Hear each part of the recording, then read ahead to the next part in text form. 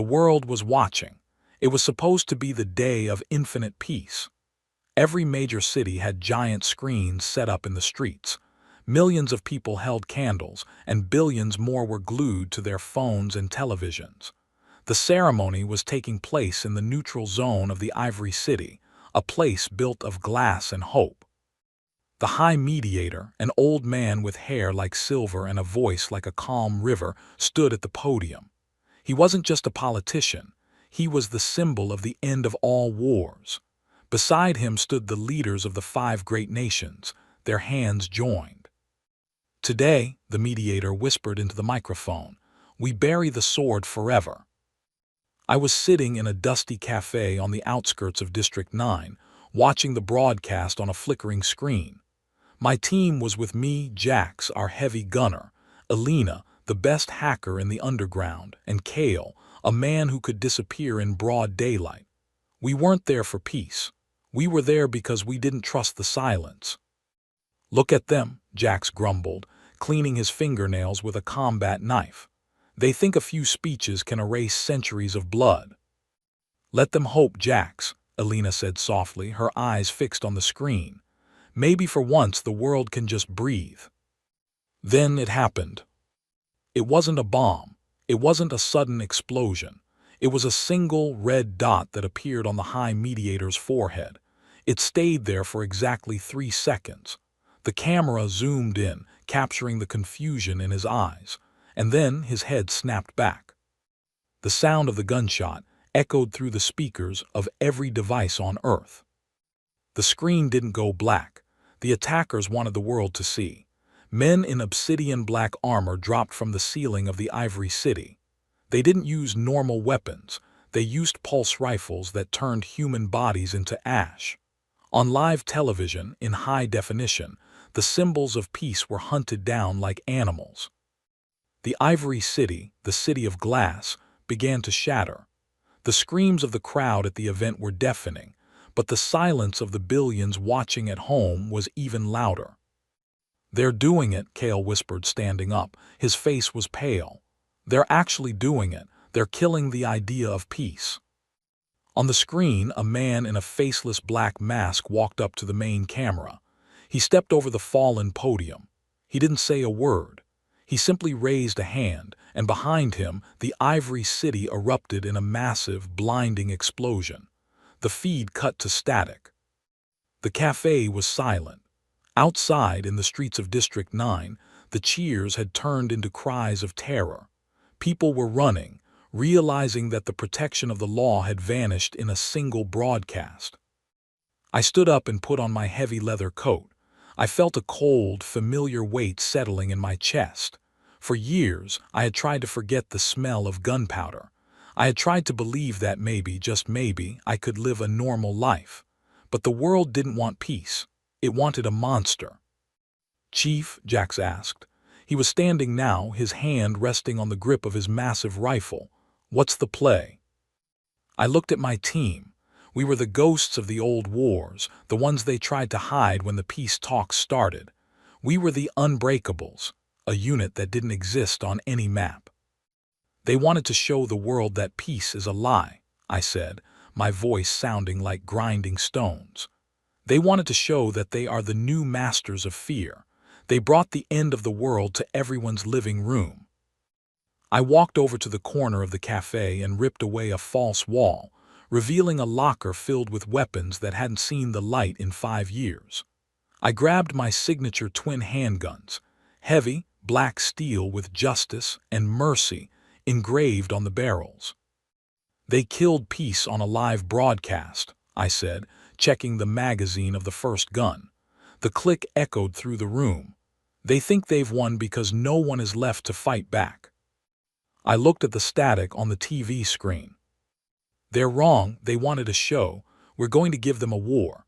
And this time we aren't stopping until there is nothing left standing. No more treaties, no more talks, just fire." Alina's fingers flew across her portable deck. "I've traced the signal, Chief. It didn't come from a rebel group. It came from within the Ivory City's own security network. It was an inside job by the Iron Hand, a private military group funded by the elite. Then the elite are the first to go, I said. We walked out of the cafe and into the chaos of the street. Smoke was already rising from the city center.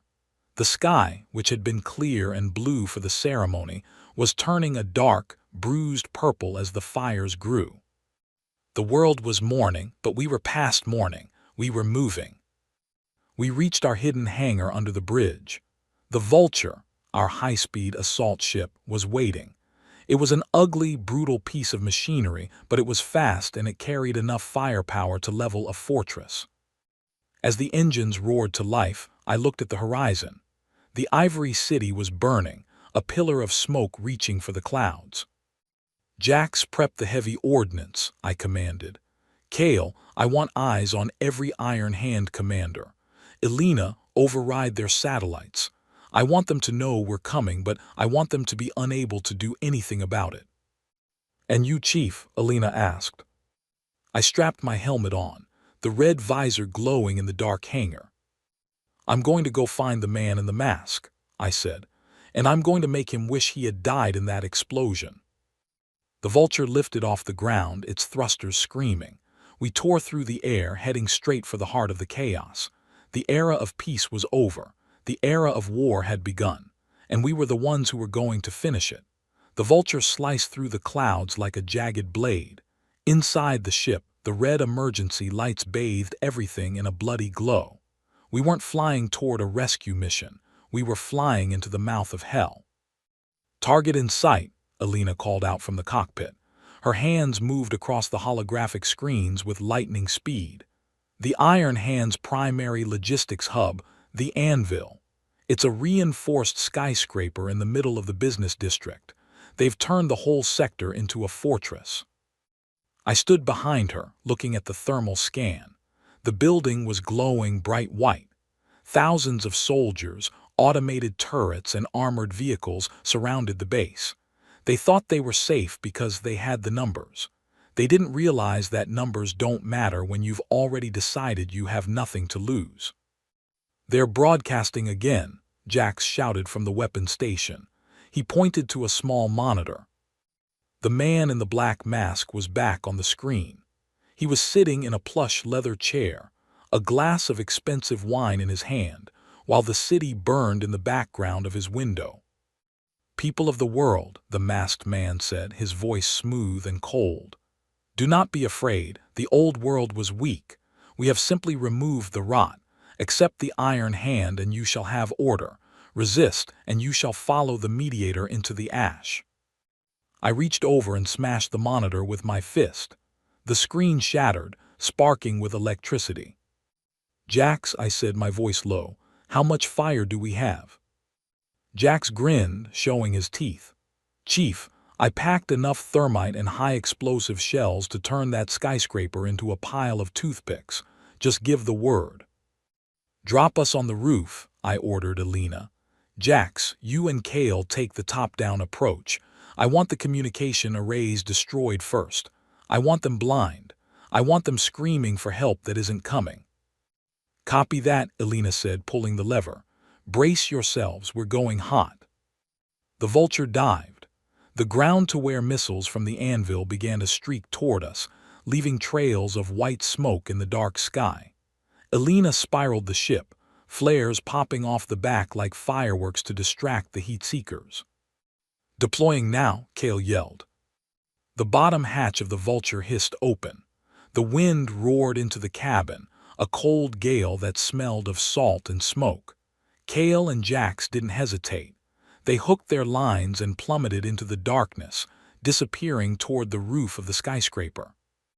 I waited. My heart was a steady drum in my chest, 100 beats per minute, calm, precise.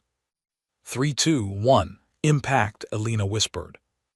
A massive explosion rocked the top of the building. The communication tower snapped and tumbled over the side, falling 60 stories to the ground. The broadcast for the entire city went black. The order was interrupted. "My turn," I said. I didn't use a rope. I activated my gravity boots and stepped out into the empty air. The fall was a blur of lights and wind. I crashed through the glass windows of the 50th floor, the executive level. I landed in a roll, glass shards flying everywhere, before the guards could even raise their rifles. I pulled justice and mercy. Bang, bang, bang. 3 shots, 3 bodies hit the floor. The suppressed sound of my handguns was like the heartbeat of a ghost. I stood up, the long tails of my coat settling around my boots. "Intruder, level 50, we need," a guard shouted into his radio. I stepped forward and fired a round through his throat before he could finish. "Nobody is coming to save you," I said to the empty hallway. The alarms were screaming now. Red lights flashed against the marble walls. I moved like a shadow, checking every corner. My HUD heads-up display inside my helmet showed Jax and Kale moving through the vents above me. "Chief, we've placed the charges on the main support beams," Jax's voice crackled in my ear. "But we've got a problem. They've got civilians in the sub-lobby. They're using them as shields." I stopped at the elevator bank. My jaw tightened. How many? At least 100. Families, people who were trying to find shelter. This was the Iron Hands tactic. They knew we were heroes once. They thought we still played by the rules of the old world. They thought our morality was a weakness they could exploit. "Elena," I said, "can you isolate the floor ventilation for the lobby?" "Yeah, why?" "Flood it with Sleep 6. Knock everyone out. The guards, the civilians, everyone. Once they're down, Jax, you move in and extract the civilians to the parking garage. Kale, you cover them." "And you, Chief, what about the commanders?" Kale asked. "I'm going to the penthouse," I replied. "The man in the mask is waiting for his wine to be finished. I'd hate to disappoint him." I stepped into the elevator and used my combat knife to short-circuit the panel. The car began to hum, racing upward toward the very top of the world. As the floors ticked by 80, 9100, I checked my weapons. I had 4 magazines left for each gun. My knife was sharp. My resolve was sharper. The elevator doors opened to a massive, circular room. The walls were made entirely of reinforced glass, giving a 360-degree view of the burning city. It was beautiful in a horrific way. The man in the mask was standing by the window. He didn't turn around. "You're late," he said. His voice was distorted by a modulator. "I expected the famous Unbreakables to be here 5 minutes ago. You're getting slow in your old age." "We took a detour to save the people you were planning to use as bait," I said, walking slowly into the room. My boots clicked on the polished floor. The man turned around. He wasn't wearing armor. He was wearing a tuxedo. The mask was white porcelain, shaped like a smiling face. "People," he laughed, a hollow metallic sound. "They are sheep. They need a shepherd. The mediator was a weak shepherd. I am a strong one." "You're a murderer with a loud microphone," I countered, "and your broadcast just ended." Suddenly, 4 hidden panels in the ceiling slid open. 4 combat droids, sleek and silver, dropped down, their arm cannons glowing blue. "Kill him," the masked man said, taking a sip of his wine. The droids opened fire. I dove behind a structural pillar as plasma bolts melted the stone where I had been standing. I didn't panic. I breathed. 1, 2, 3. I swung out from the pillar, firing justice at the sensor eye of the first droid. The bullet pierced the lens and the machine sparkled and collapsed. I didn't stop. I ran across the room, sliding under the fire of the second droid. I kicked its legs out and jammed my knife into its neck joint, twisting until the metal screamed. 2 left. "Jax now," I yelled into my comms. Boom! An explosion rocked the building from below. The entire skyscraper groaned. The masked man lost his balance, his wine spilling across his white shirt. The distraction was all I needed. I jumped onto the desk, launched myself into the air, and fired both guns simultaneously into the heads of the remaining droids. They fell like scrap metal. I landed in front of the masked man. He dropped his glass. He reached for a hidden pistol under his jacket, but I was faster. I grabbed his wrist and snapped it. He cried out, dropping to his knees. I grabbed the edge of his porcelain mask and ripped it off.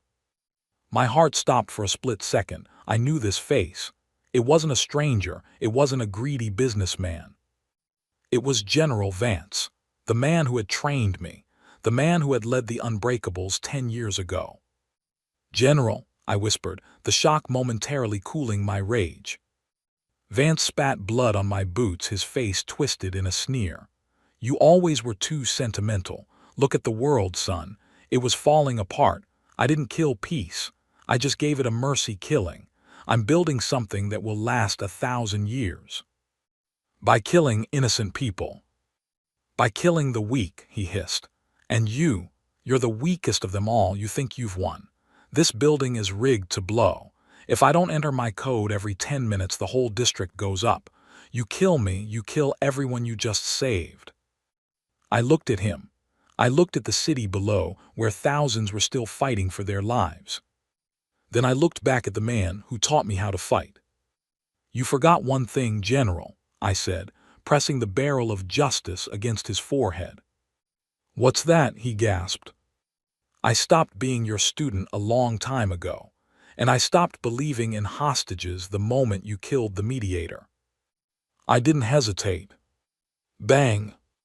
I stood over his body as the building began to shake. The countdown had started. "Alina, get the vulture to the balcony. Now," I shouted into the radio. "The anvil is coming down." The skyscraper groaned like a dying beast. Deep in its foundations, the first of the demolition charges began to detonate. The floor beneath my boots tilted sharply, and the expensive furniture in General Vance's penthouse slid toward the shattered windows. "Chief, the whole structure is losing integrity." Alina's voice was frantic over the comms. "The vulture is 3 minutes out, but the rooftop is already crumbling. You need to get out of there now." I looked down at the body of my former mentor. He had died with a smile, knowing that his final act of destruction would take me with him. I didn't have time for a burial, and I didn't have time for regrets. I grabbed the encrypted data drive from the general's desk, the one containing the names of the elite who funded this massacre, and ran for the balcony. "Jax Cale, where are you?" I shouted into my helmet. "Lobby is clear," Jax's voice came through, punctuated by the sound of his heavy machine gun. "We got the civilians into the underground tunnels, but the Iron Hand reinforcements are surrounding the building. They aren't letting us leave."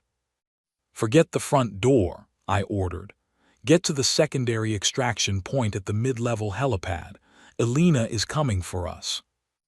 I reached the balcony just as the top 5 floors of the anvil began to shear off. The wind at this height was a hurricane, whipping my coat around me. Below, the city was a map of fire and chaos. The Iron Hand wasn't just a private army. They were a virus, and they were spreading. Suddenly, a shadow fell over me. It wasn't the vulture. An Iron Hand hunter drone, a sleek black killing machine equipped with dual rotary cannons, rose from the smoke, its red sensors locking onto my position. "Oh, you've got to be kidding me," I muttered. The drone opened fire. I dove behind a reinforced concrete pillar as the marble railing was shredded into dust. I couldn't shoot it down with my handguns. The armor was too thick. I looked around and saw a high-tension cable running from the balcony to a neighboring building. I didn't think, I just moved.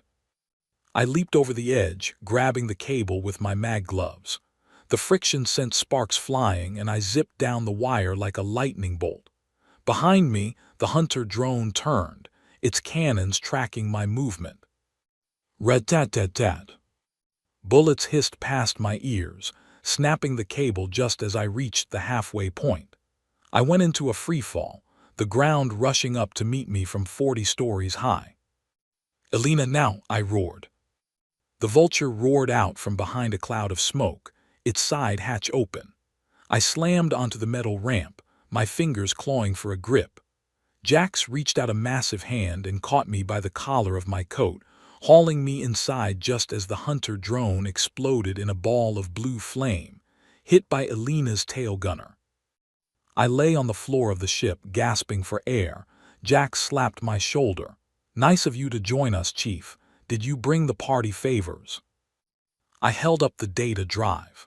The names of every man who paid for the mediator's death. They wanted a new world order. We're going to give them a bill they can't pay. "We've got a problem," Kale said, pointing to the ship's scanners.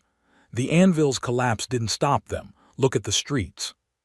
I looked out the window. The Iron Hand wasn't retreating. With Vance dead, they had transitioned to Phase 2. Thousands of soldiers were pouring out of hidden bunkers across the city. They were setting up barricades and executing anyone on the street. They weren't just a military group anymore.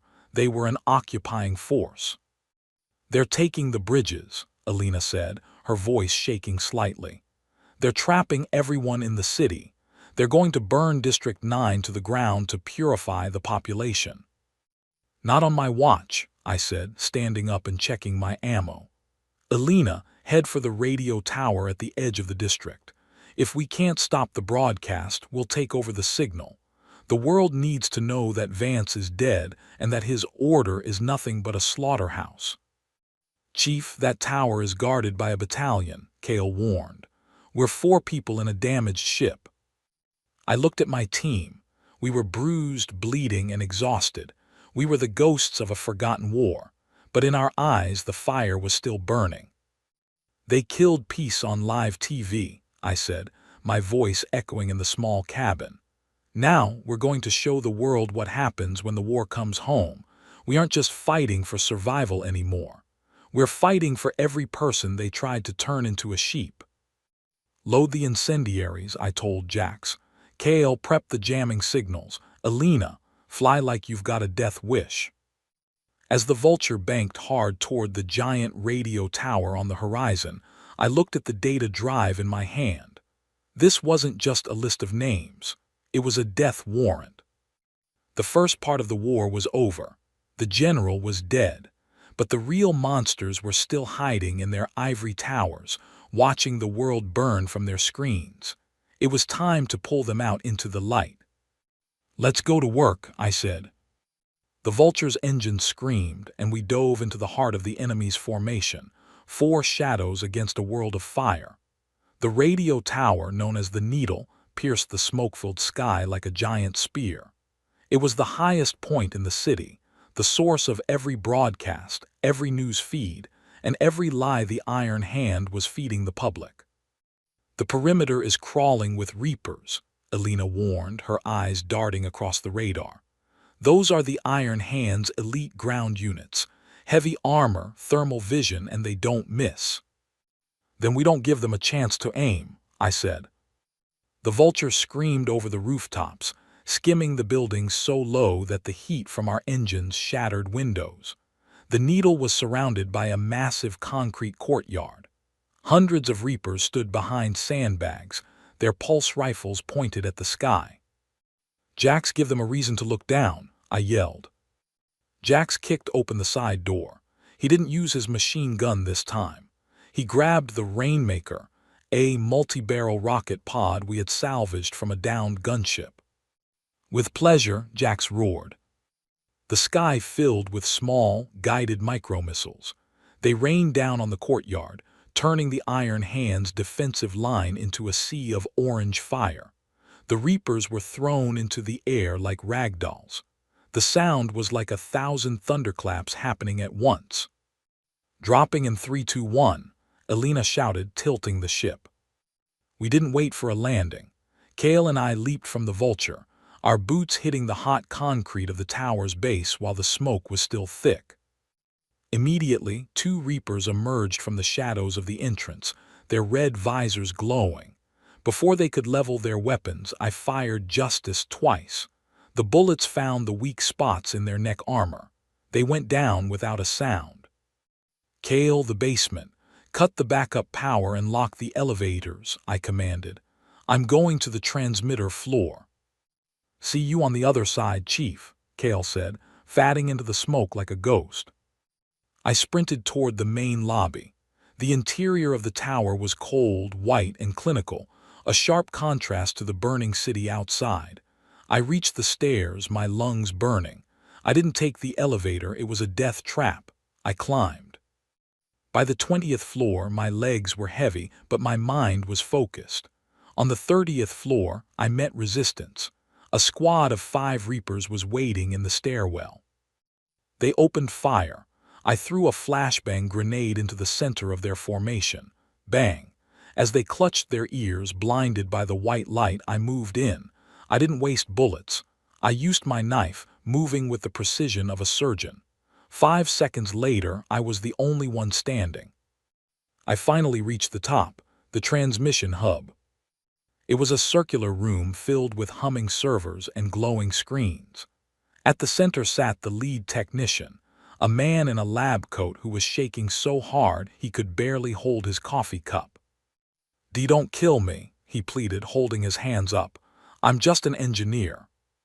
"Then do your job," I said, shoving the encrypted data drive into his hand. "Upload this. Every name, every bank account, every recorded conversation of the Iron Hand leaders. I want it on every screen in the world. Now." "The encryption. It's too strong. It will take minutes and they'll see the override from the central command." "Then you better start typing fast," I growled, pointing mercy at his head. "Because the central command is currently being blown up by my friend outside." As the technician's fingers flew across the keyboard, the monitors in the room began to flicker. I saw the progress bar, 15%, 32%. Suddenly the speakers in the room crackled. A new voice filled the air, not the general and not the masked man. It was a woman's voice, sharp, elegant, and terrifyingly calm. "Unbreakable 01, she said. "You've caused quite a mess." "Who is this?" I asked, looking around for a camera. "I am the architect, the one who funded Vance, the one who truly owns this city. You think a few names on a screen will stop us? We are the economy. We are the law." "You're a target," I replied. "Perhaps, but look at your screens, hero." The monitors shifted. Instead of the data drive, they showed the streets of District 9.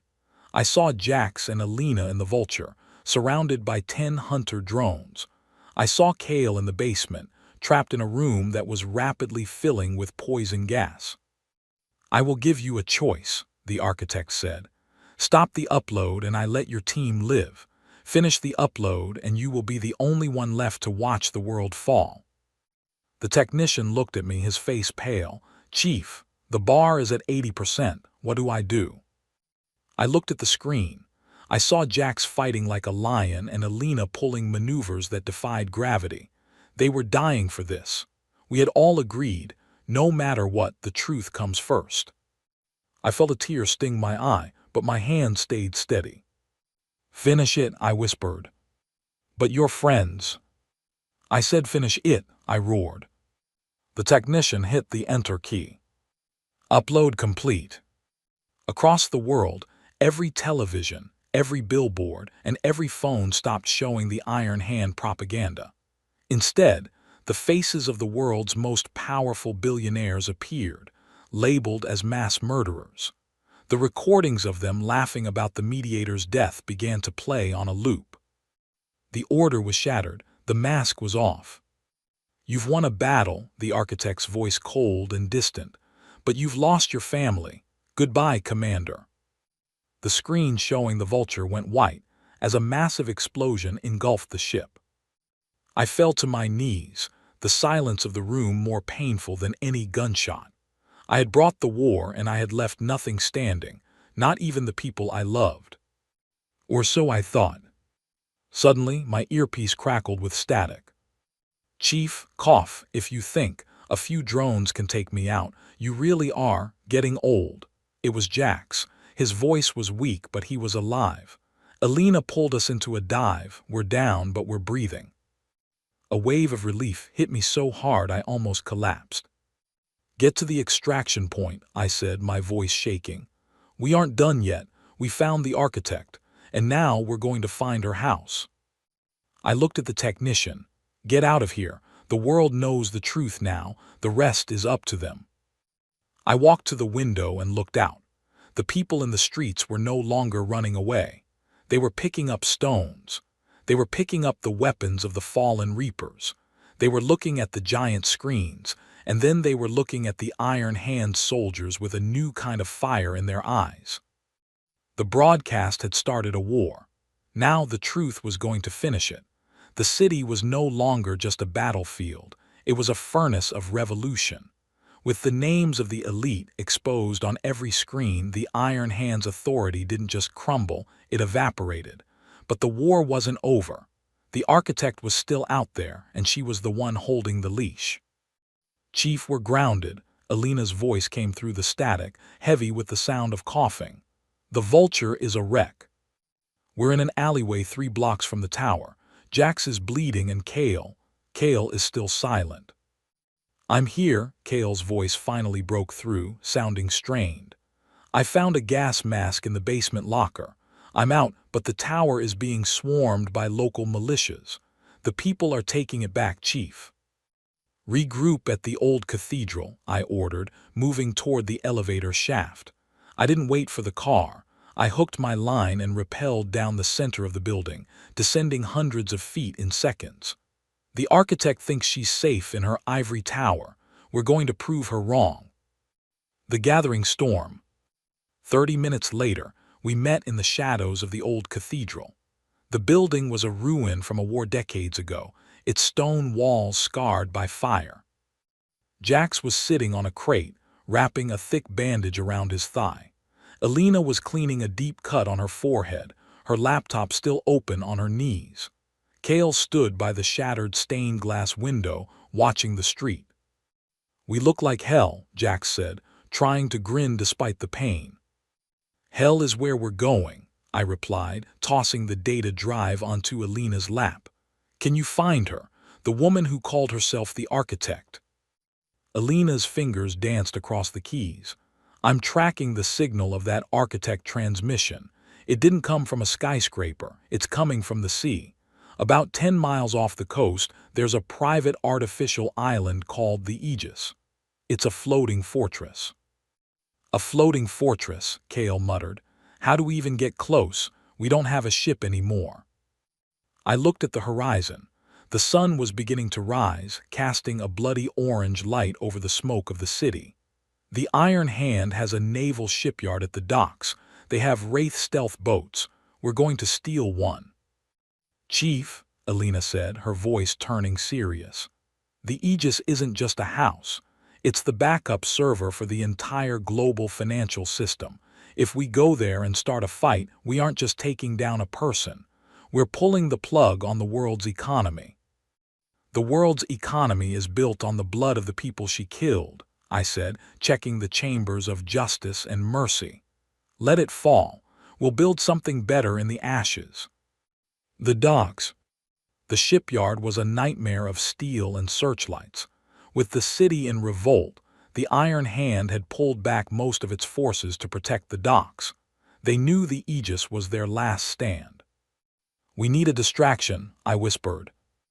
I've got it, Jax said, hauling a crate of high-velocity grenades he had borrowed from the tower. I'll set these off at the fuel depot on the north side. When the tanks go up, every guard in this yard is going to run toward the fire. Kale, you and Alina get to the terminal and prep the Wraith boat. I'll provide cover from the crane, I instructed. Jax moved into the shadows. 5 minutes later, the night turned into day. Boom! The fuel depot erupted in a massive mushroom cloud of fire. The sirens screamed, and the Iron Hand soldiers scrambled, exactly as planned. Go, I barked. I climbed the massive shipping crane, my rifle slung over my shoulder. From the bird's-eye view, I watched Alina and Kale sprint across the wet asphalt toward the sleek, black stealth boat. A squad of reapers emerged from a warehouse, spotting them. I didn't hesitate. I pulled the trigger. Thwip, thwip, thwip. The suppressed rounds dropped the lead soldiers before they could even raise their rifles. Kale threw a smoke puck, masking their movement as they jumped onto the deck of the Wraith. We're in, Alina's voice rang in my ear. Engines are hot, Chief, get down here. I didn't take the ladder. I grabbed a cargo cable and slid down, landing on the moving deck of the boat just as it roared to life. The Wraith sat low in the water, its jagged, radar-absorbent hull cutting through the waves like a shark. The Aegis. The 10-mile trip was a blur of salt spray and cold wind. As we approached, the Aegis loomed out of the mist.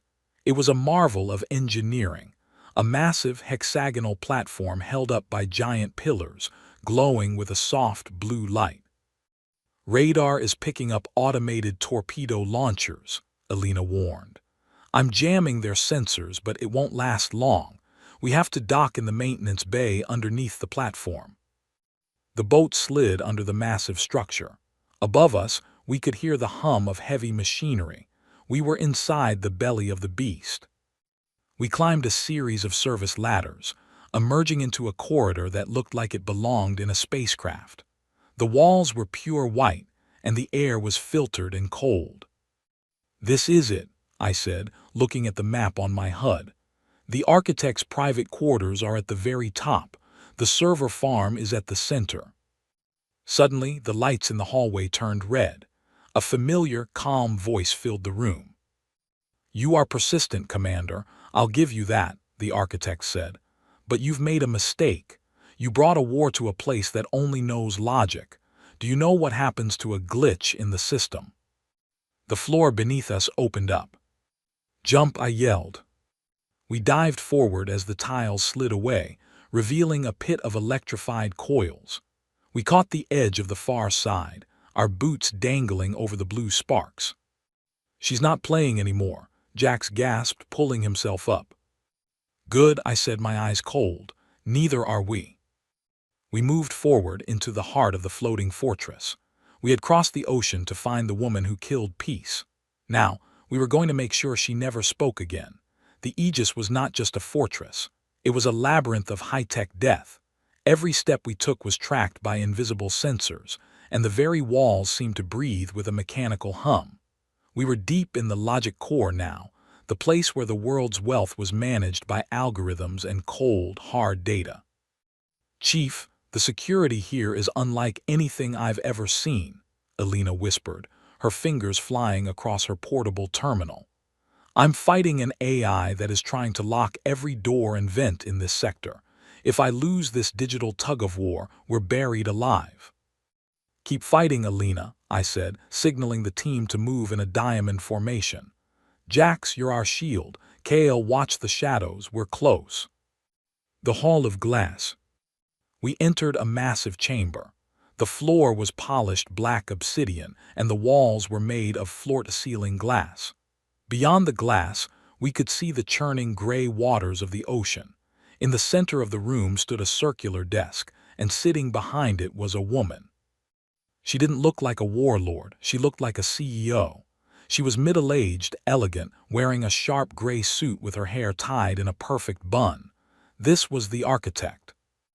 "Welcome to the center of the world," she said, her voice echoing without a microphone. She didn't look up from her screen. "I've been calculating your arrival. There was a 94% probability you would make it this far. The 6% was Jax dying at the fuel depot. You're lucky, Jax." Jax leveled his machine gun at her. "Luck didn't have anything to do with it, lady. It was spite." "Spite is a powerful motivator, but it's messy," the architect said, finally looking up. Her eyes were as cold as the deep sea. "You've leaked the names. You've burned the cities. You think you've brought war. But all you've done is created a vacuum. Without us to manage the chaos, the world will tear itself apart in 3 days." "We'll take those odds," I said, stepping forward. "Step away from the console. We're shutting the Aegis down." She smiled, a thin, cruel line. "Shut it down. Commander, the Aegis is the world. If you kill the servers, you wipe out every pension, every medical record, and every food shipment tracking system on the planet. Millions will starve. Is that the justice you want?" I hesitated. This was the trap. She wasn't holding us hostage. She was holding the world's survival hostage. "She's lying," Kale hissed. "She's trying to buy time." "I don't lie," the architect replied. I calculate, and right now the calculation says you cannot kill me without killing the people you claim to protect. The executioners. Suddenly, the glass walls behind her began to slide upward. From the darkness behind the glass, 4 figures stepped out. My heart went cold. They weren't robots. They were men and women wearing the old Unbreakable's uniform, the same one I was wearing.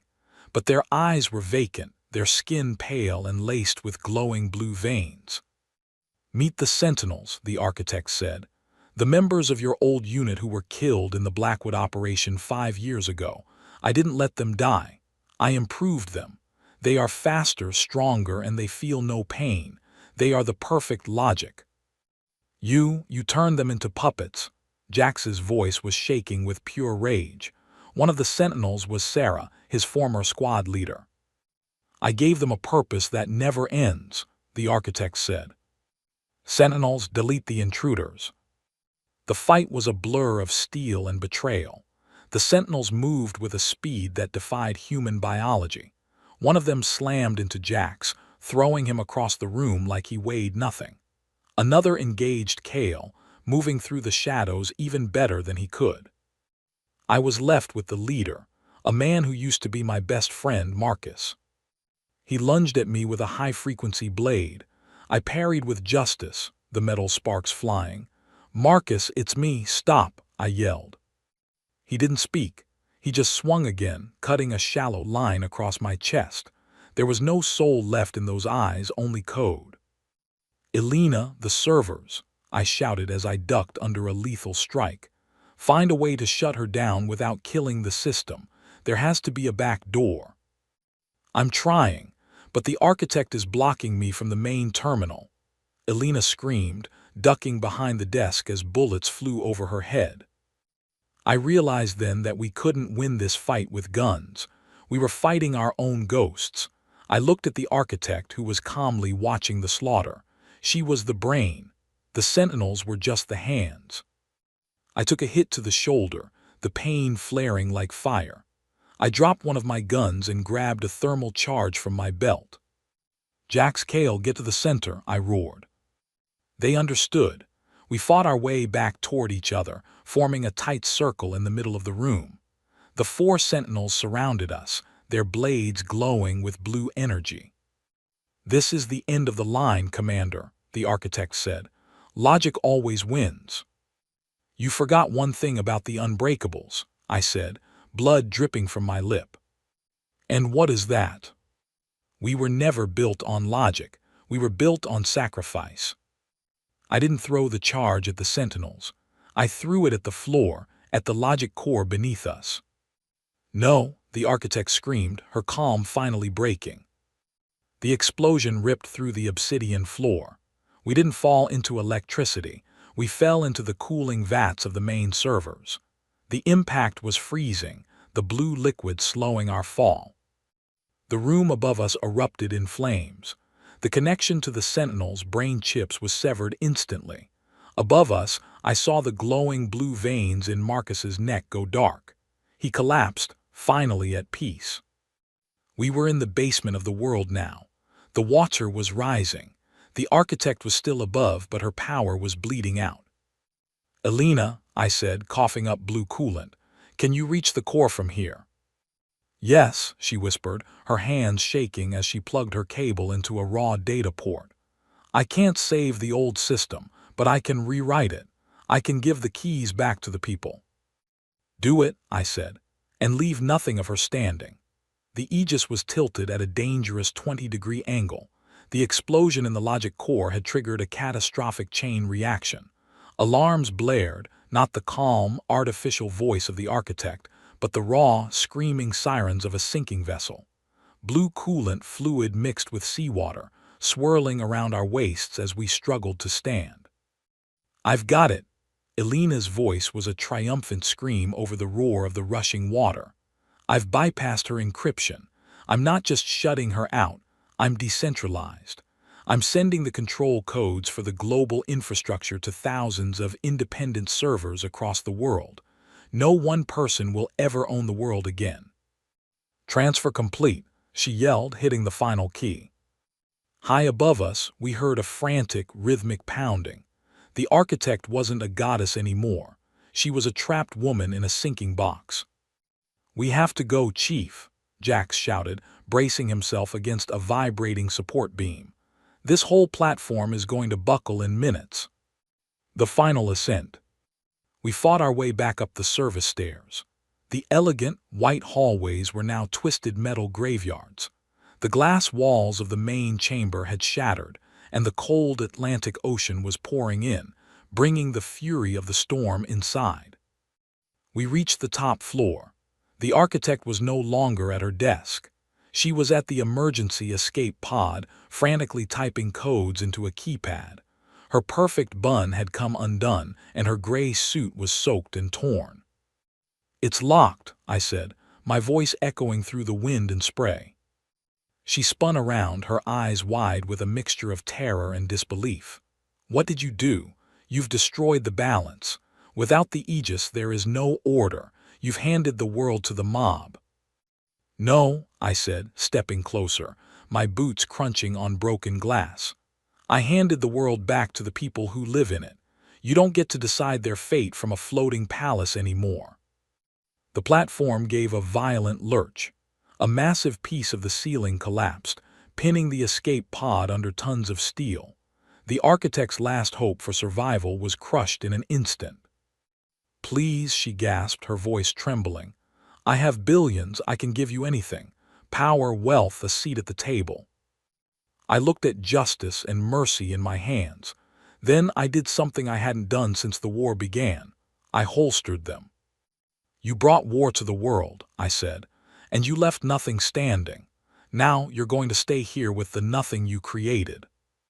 "Chief, the Wraith boat is drifting away," Kale shouted from the balcony. "We have to jump now." We turned our backs on her. Her screams were drowned out by the sound of the ocean claiming the Aegis. We ran for the edge of the shattered balcony. "On three," I yelled. We leaped into the abyss. The fall felt like an eternity.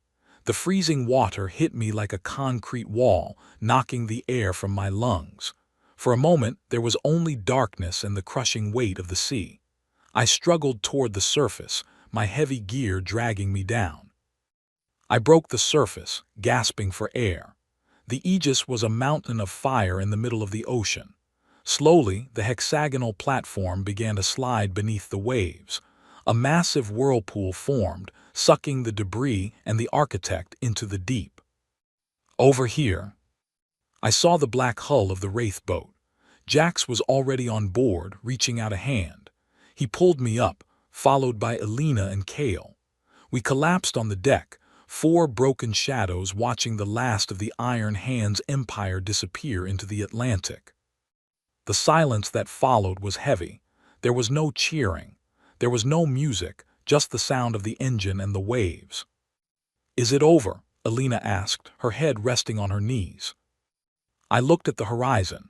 The smoke from the city was still visible in the distance, but the giant broadcast screens we had seen earlier were different now. They weren't showing the architect's face, and they weren't showing our data leak. They were showing people. People in the streets helping each other. People putting out fires. People standing in the ruins of the Ivory City, not as sheep, but as survivors. "The war is over," I said, wiping the salt from my eyes.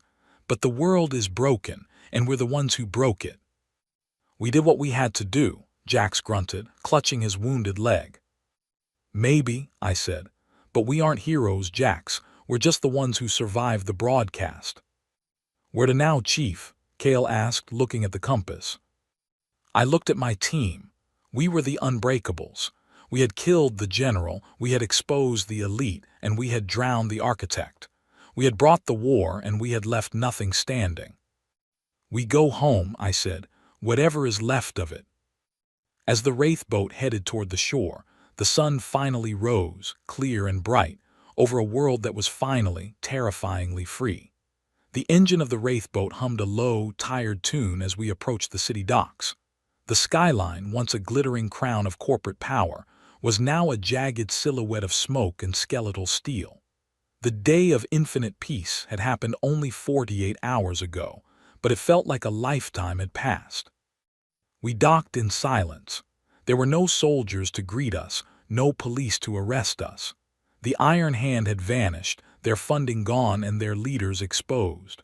The world was in a state of shock, a quiet so deep it felt like the earth itself was holding its breath. The aftermath. We walked through the streets of District 9. It was different now. The fear that had hung over the city for years was replaced by a strange, raw energy.